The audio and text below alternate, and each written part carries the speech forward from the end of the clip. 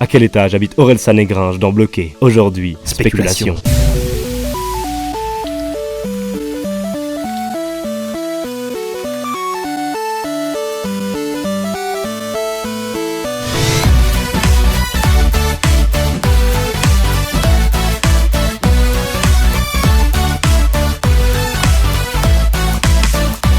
J'ai tendance à bloquer, j'ai tendance à bloquer, j'ai tendance à bloquer. Bon, si vous avez suivi assidûment l'émission, vous devez l'avoir compris, je kiffe bien les délires d'Aurel et Gringe, j'aime bien. Et forcément, ça m'arrive de retéma les 120 épisodes de Bloqué. D'ailleurs, c'est ce que j'ai fait récemment, je suis arrivé à l'épisode 33 et j'ai phasé sur cette scène. Je pense que s'il y avait plus de types comme nous, la Terre elle se porterait bien mieux.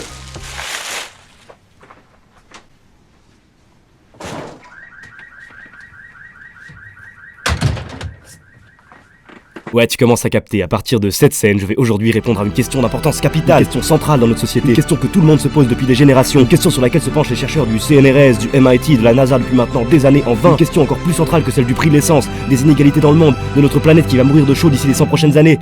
Eh bah, non. En fait, comme d'hab, je perds mon temps et je réponds à une question de merde, lol. Bon, à ce stade, certains voient peut-être toujours pas où je veux en venir et comment je vais faire. Du coup, je vous préviens, pour répondre à cette question qui s'est affichée, on va parler science. Et j'espère que je vais pas vous saouler, mais au cas où vous l'auriez pas compris, c'est ça, spéculation. On parle de trucs chiants de manière cool. Du coup, à base de notions de gravité, de tri sélectif et d'Empire State Building, voici ce que j'ai trouvé.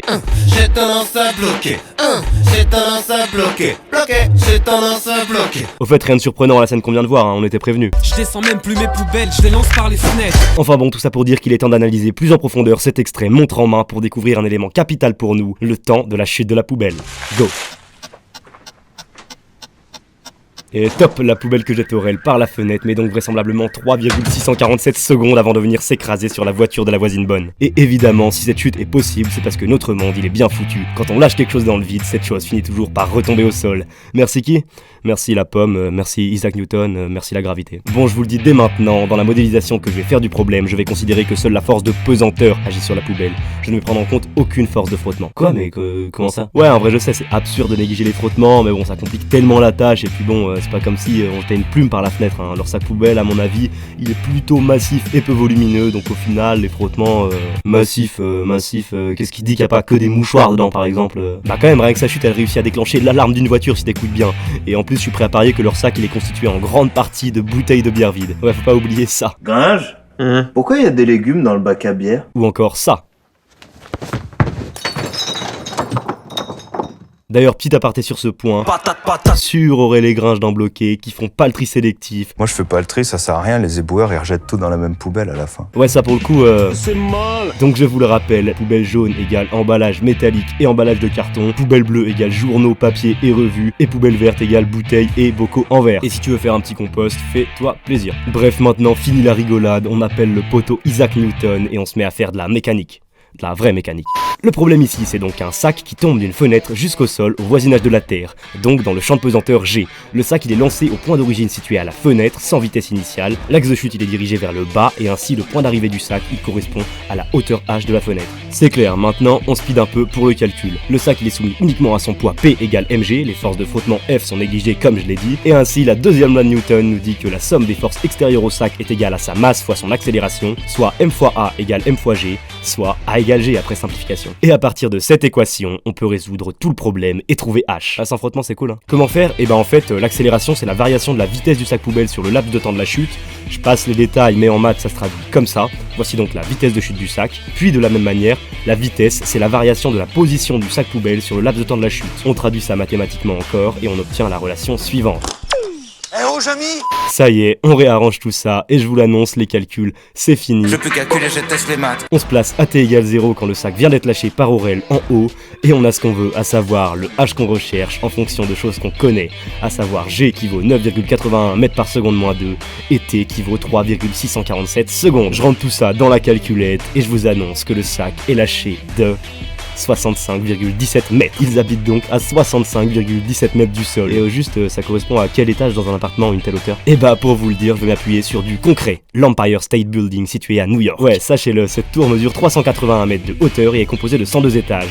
C'est à ce moment-là que je fais le dernier calcul de la vidéo, un simple produit en croix, et je peux ainsi vous dire qu'en se calquant sur le modèle du gratte-ciel new-yorkais, c'est tout comme si l'appart d'Aurel et Gringe était situé au 17e étage. On a notre réponse, yes. Et maintenant, si je vous disais que tout ce que j'ai fait, c'est juste du bullshit. Eh bien, entre objectifs de mon émission Spéculation, Bloqué épisode 29 et la physique des chats qui retombent sur leurs pattes, voilà pourquoi. J'ai tendance à bloquer.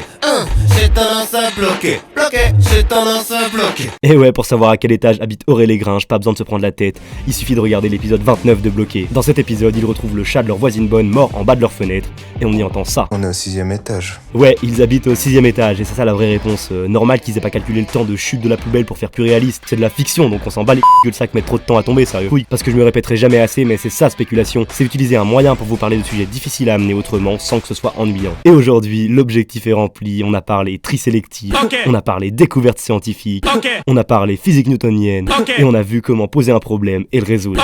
Mais d'ailleurs, à part ça, le chat il lui arrive quoi dans l'épisode 29 en tombant du 6ème? Eh mais on va vraiment pas la démonter, il a l'air tellement mort. Ah ouais, non mais là, attends, c'est pas possible, hein. Dans la vraie vie, un chat en tombant du 6ème, il retombe sur ses pattes et il continue de faire sa vie, hein. Regarde n'importe quelle vidéo sur internet.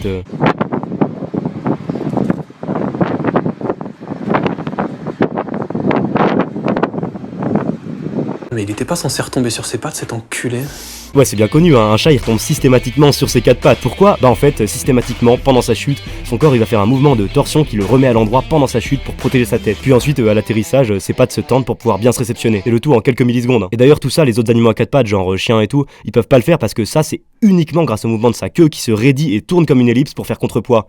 C'est bien foutu la nature quand même, non? Putain, mais attends, je suis encore en train de recommencer, mais je suis vraiment trop chiant à vouloir tout expliquer. Putain, mais ça sert à rien, pourquoi je fais ça? Il est mort du 6ème, il est mort du 6ème. Hein. Ouais, mais attends, d'un côté, si je l'avais pas fait, vous sauriez toujours pas pourquoi un chat il retombe systématiquement sur ses pattes.